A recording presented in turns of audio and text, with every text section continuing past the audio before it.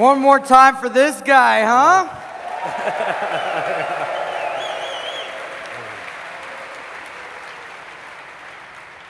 All right, I've got my Twitter open here again, hashtag SEEK or SEEK2015 men. I'll be looking through this, and I've got a bunch from when I was backstage as well, so if something comes up during the time, go ahead and tweet that in.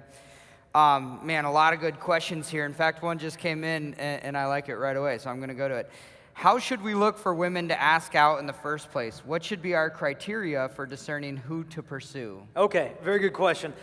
First thing I'd say, take your time, really get to know a girl, and then you get to step back and think, okay, what is it I'm so drawn to about her? Is it because she's just so cute and so pretty and so fun, or do I really admire her? Does she actually have virtues? Imagine if the rest of your life you became blind.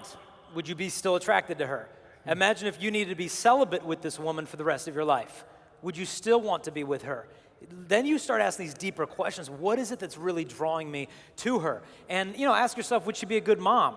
And don't do the missionary dating thing, kind of dating a girl hoping you can fix her, hoping you can change her, hoping you can save her, because that stuff typically doesn't work out. But I would say just take your time. We don't have to be in this huge rush to figure it all out. And the session I'm doing this afternoon, how to save your marriage before meeting your spouse, we're going to go into some of the details on this of like, well, what do you do when you kind of say, hey, how do I know where to go from there into the relationship? Sarah's book, Emotional Virtue, goes through the stages of the relationship. That's really helpful as well. But I think most importantly, just kind of hold back a little bit. Take your time, build the foundation, and see, who does she hang out with? What have her previous relationships been like? What does she do with her free time? Is she a woman for others, or is she self-absorbed? Is this someone I want my kids to grow up to be like? By asking those heavier questions, you can enter into a relationship more seriously. Because face it, everybody you date, you're either going to marry or break up. Those are the only two options, the outcome of that relationship. And if that's like a freeway you're getting on, there's only two exits, sometimes you should pull in that freeway a little more carefully and discerning. And so take your time, be friends with her, and then you can decide, if it's worth, because if she's not worth marrying, she's not worth dating, because the purpose of dating is to find a spouse. Yep, absolutely. Well said.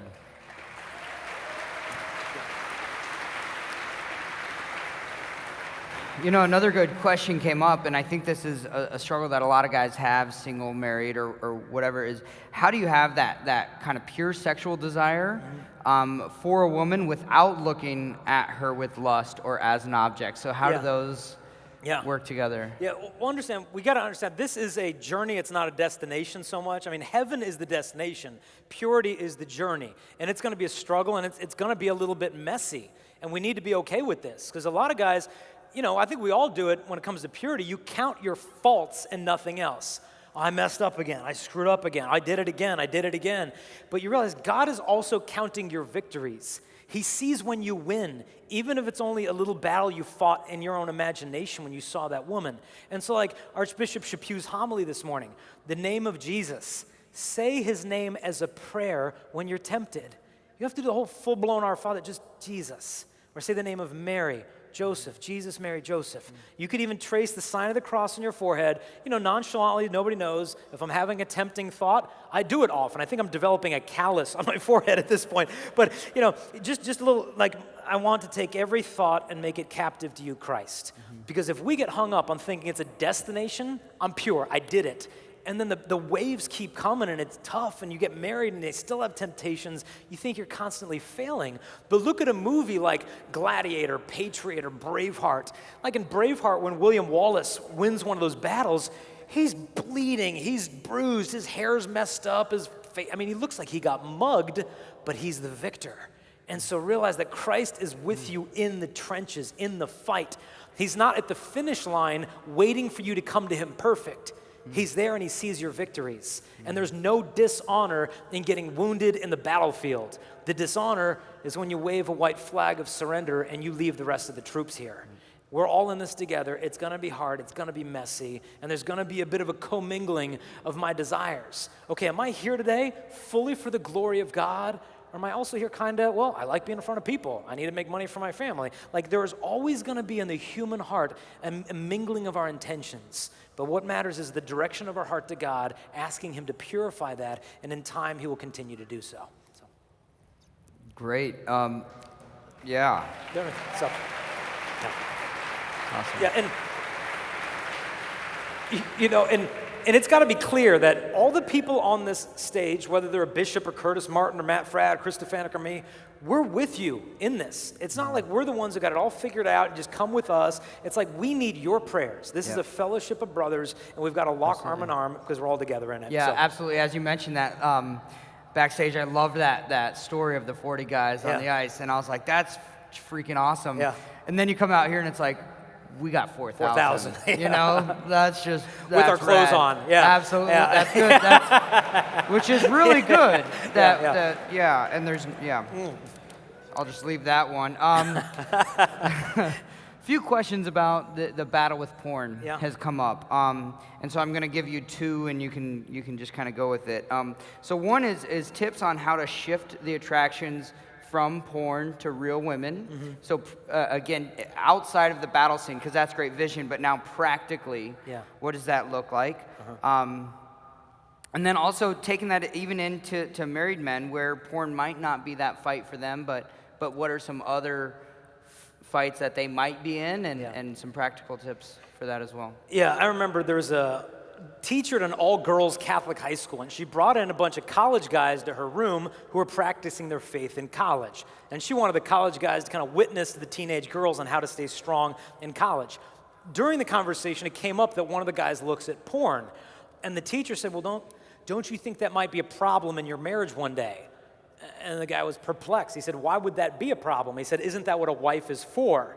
Now, this is not really what you should say in front of 30 teenage girls who tore the guy to pieces, but he realized that day that, okay, marriage is not the fulfillment of porn. Porn is the distortion of human love. Step number one is saying, God, I can't do this. I can't break free from this on my own. I try and I fall on my face. So first you got to ask His grace. Second, don't do it alone. Get some fellowship with some brothers. Stick with one priest. Don't go priest hopping every week so no one's going to catch the trail of all your sins. Stick with one you trust, and He's going to be able to call you on. If you can get an accountability program like Covenant Eyes, Matt Fradd's probably going to talk about that. It'll filter out a lot of the junk, but at the end of the day, you have to become your own filter, because it doesn't stop when you get a wedding ring. When I'm walking through the airport and I see some beautiful woman walking towards me, am I faithful to my wife then? Because marital fidelity is not mostly what you do with your body. The primary challenge is what I do with my intellect, what I do with my heart, what I do with my eyes and my imagination.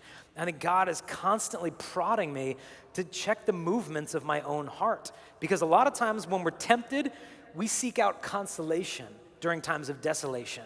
And we seek out false consolations in sin instead of the real consolations of God. And so we have to retrain our desires when I'm tempted, when I'm stressed, when I'm bored, when I'm lonely, when I'm insecure. Something needs to get filled there, and sin is going to only infect a wound instead of making the situation better. And so by getting fellowship, good spiritual director, things like covenanteyes.com, and guys who you can be accountable to, it's possible. Don't think that it's not possible, because God would never call you to live in a way without giving you the graces to fulfill that life. Yep. Absolutely. I mean, the accountability part is huge, right? It's the whole story of those 40 guys. Now, a lot of guys have asked me in the past, what about my girlfriend? Can she be my accountability partner with, pornography or whatever? What do you think? No. That's what I said. Yeah, no, it ain't gonna work. First, it's not the best way to do it. Like if you have a full-blown porn addiction or whatever, I think she has a right to that information so she can discern with free knowledge if she thinks you're ready to be in a dating relationship. Because it's one thing to stop looking at porn, but then it's an entirely different thing to go through that time of healing from that addiction. Because all the junk that gets stuffed in your brain, it's like if I were to say to you, hey, what was some cool thing you got for Christmas a week ago? You think about it. Okay, tell me something cool you got for Christmas when you were a kid. What are the last 4 digits of your phone number? You can pull those memories out like that. Now, where were they before I brought them to the forefront of your mind? I don't know, just kind of buried in there somewhere. Well, what happens to the literally tens of thousands of pornographic images we burn into our imagination? It all just kind of gets stuffed in there, and we kind of shut it like a closet, and then marriage is like you open the doors and all this junk comes flooding out that you now have to clean up. That's why these years you have as a single man, heal this. Go to counseling if you need to go to counseling. Take this seriously instead of thinking, oh, hey, girlfriend, sorry, I messed up. I looked at porn again. Oh, well, try to be better. Are we really making progress? And maybe you are, and that's okay. But get a guy, get a good spiritual director, get someone, a mentor, and I think you'll make more progress in that direction. Now, I missed a vocation. I was talking about guys looking at girls when they're beginning to date and then marriage. But what about priests and seminarians? And that question came in on Twitter. How can they help in that battle for building up, the life of a woman and the virtue that she has? Yeah. Well, I think the first thing is to realize that obviously seminarians are not immune to this. Priests are not immune to this. I mean, sometimes people think, well, if you're in that vocation, you're going to become a priest. Obviously, you've already conquered that. And a lot of guys might be in the priesthood thinking, man, I'm struggling with this. Is this even my vocation? Mm-hmm. And the devil wants you to doubt your vocation. I don't think there's anything he uses more than porn to kill the vocations of men. Mm-hmm. I mean, it's kind of a really blunt analogy, but like if a dad gets hooked on porn, that's a spiritual vasectomy. His capacity to transmit the spiritual life to his family is cut off from him. And so we've got to realize as men, porn, think of it as like this dragon that stands between you and your kingdom. And maybe that kingdom is marriage, and your wife is in there as the queen, and you've got this dragon in front of you, and that's between you and that beast. You need to slay it, you need to kill it. You can't kind of walk around and kind of poke at it and be like, you stay out here. He's just going to follow you right into that kingdom, and he's going to eat your entire family. You have to slay the beast, walk over its corpse, and enter into your kingdom. And so it's the same thing with this vice of pornography. We need to take this so seriously because it's like the movie, I don't know if you saw 127 Hours, where this guy's hiking in Utah and he falls down this slot canyon, 800-pound boulder traps his arm against the wall. And he can't get out. And he's freaking out and he tries for days and he can't get out. He pulls out a pocket knife and he's like, no, I can't do it. I'm not going to cut my arm off. I'd rather die here. He starts to go in and out of consciousness. He loses 40 pounds. He's on the verge of death. He carves his epitaph in the wall of the cave, the day he was born, the day he died. And he starts to hallucinate in and out of consciousness, and he has a vision, a premonition of a 3-year-old boy saying, Dad. And he comes to, and he's like, oh, that's my son. And he realized he's not married, he has no children, but one day that would be his son if he got out of the cave. And he said, well, it's time to go. Pulls out his pocket knife, puts a tourniquet around his arm. He saws through his own arm, breaks the radius and ulna off the boulder, and he hobbles out with the stump left on his arm. Finds the highway patrol car, gets helicoptered out, and as the credits of the movie are rolling, he's sitting on a couch, not the actor, but the real guy this happened to, with his wife, his prosthetic limb, and his little boy sitting right there on his lap. How did he do that? It was love. Love is the only thing that could give this man the courage to cut his arm off, realizing if I don't get out of this hole, my son will never be. And the same thing with your vocation to the priesthood, to the married life. If you don't cut this out, your sons may not be. Your spiritual sons and daughters and your physical sons and daughters, this is what's at stake. And if we can realize that, then we can realize the gravity. We can take the knife out and do what's got to be done because everything is at stake. Absolutely. Can we do the same question? Yep. And it's so worth it. I mean, his son was worth not having an arm, right? And in the same way, our purity is worth cutting off that arm and that struggle that we have. We just have to freaking do it. Yeah. At the end of the day, it's just got to get done. Yep. And I'm not going to minimize how difficult it is when you have a full-blown addiction, but God will give you the tools you need if you say yes to Him. Absolutely. We've been talking guys and girls. There's a reality out there of that same-sex attraction. Mm-hmm. How would you address that? Yeah, well, let me just speak to the guys on this issue. I apologize that it didn't come up during the talk. But with same-sex attractions, I don't like to speak of now if you have same-sex attractions because it's not you and us. Like, we're all in this together. Every single one of us has desires in our heart that will glorify God to act upon and certain desires that might not glorify Him. But if I identify myself as a man by my sexual attractions and desires, I'm going to lead a confused life. Because let's say I see some girl at the conference who's very attractive. Oh, but I'm married. But if I act on this, it's adultery. But if I'm attracted to that, then is that my identity? Am I an adulterosexual? You know, if I think that lady on the pornographic billboard is cute, am I a pornosexual? You know, like, and I don't mean to make light of it, but this is what happens if we begin to identify ourselves by our sexual attractions. I don't believe that there are homosexual persons, heterosexual persons, transgender persons, bi persons. No, I think there's three kinds of persons.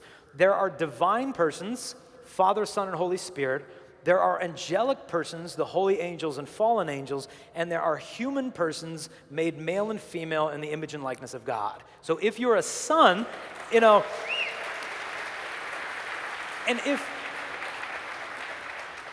which means if you're a guy, your identity isn't gay, your identity is you are a beloved son of the Father. That is your identity. Yeah. Because if I root my identity on that, life will begin to make a little bit more sense. And granted, this lifestyle of chastity and experiencing same-sex attractions, it's difficult. There's videos out there. I think they're showing like Desire the Everlasting Hills. I think they're going to show it one of the nights this week. Another one called The Third Way. Watch these videos. We've got them on our website, Chastity Project. What I love about them is it's not people like me, some heterosexual white Christian male talking about homosexuality. These are people who experience these attractions and have chosen to glorify God in their bodies. One of the guys I know of, he said, look, you know, for so long, I thought, you know, I was homosexual, you know, and I lived that lifestyle, a very actively gay lifestyle. And he said, after years of this, it finally dawned on me that I actually wasn't homosexual, I was homo-emotional. Because look, I wanted a man to love me, to affirm me, to hold me, to give me attention, to give me approval. My father never gave me those things. And so the world told me I should sexualize my problems by acting out sexually. And we all tend to do this regardless of our attractions. But he said, after all that time, I realized this isn't what I'm seeking. And he said, through chastity, I discovered that abstinence is an expression of love. It's not the negation of love. Like right now, tonight, I will be abstinent. My wife is thousands of miles away, and my abstinence is an expression of love. And if I get home and she's exhausted and she's tired and she's 6 months pregnant now and she wants some more abstinence, okay, it can be an expression of love. I will be abstinent. You know, and if we can pick this up as single guys, oh, so you're saying that girl that I'm dating, my abstinence is expressing love to her, then it's no longer a denial or negation of your desires, but a deeper fulfillment of them. But I would recommend if you have these attractions, get a part of Courage and things like that. Great fellowship in the church for people who experience these attractions and have chosen to glorify God with their bodies. And I cannot wait for the day that the church, because we have saints who've had struggled with everything under the sun. We got strippers, prostitutes, murderers, canonized them all when they changed their lives. And I cannot wait for the day we are going to have canonized saints in the Catholic Church who experienced same-sex attractions and chose to live a life of purity, not denying their identity, but living it in the full. And I cannot wait to ask the intercession of those saints so that I can win in my own battles of purity that I face on a daily basis. Absolutely. So,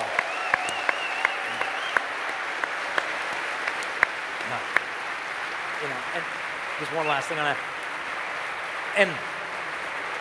And if you struggle with this, experience this, I just wanted to let you know that we as your brothers at this conference, we love you.